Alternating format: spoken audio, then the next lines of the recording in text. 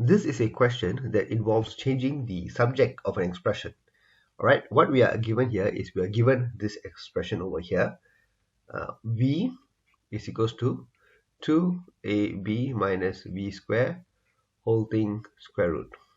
All right, when we are given such a question, what we want is in this case to express v in terms of a and b. That means finally, after many steps, what I want is I want to have an equation that has only a single v equals to something.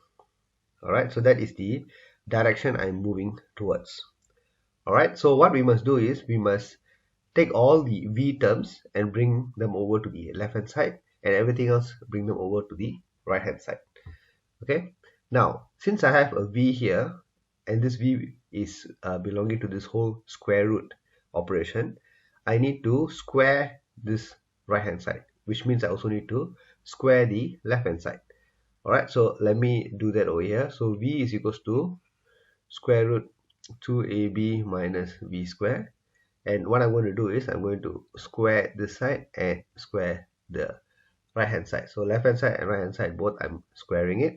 So on the left hand side, what I'll get is v square. Square root and square will become power 1. So what I have is 2ab minus v square here.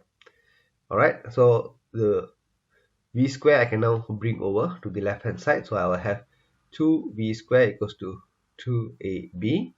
I can divide both sides by 2, so v square equals to ab, and finally I can square root both sides, and what I'll have is v is equals to square root of ab.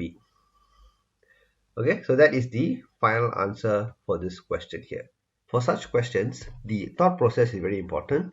Since we want to express v in terms of a and b, all the terms related with v should move over to the left hand side, and everything else should move over to the right hand side, and subsequently you apply all the rules and of algebra, indices and fractions and so on, and slowly derive the final answer here.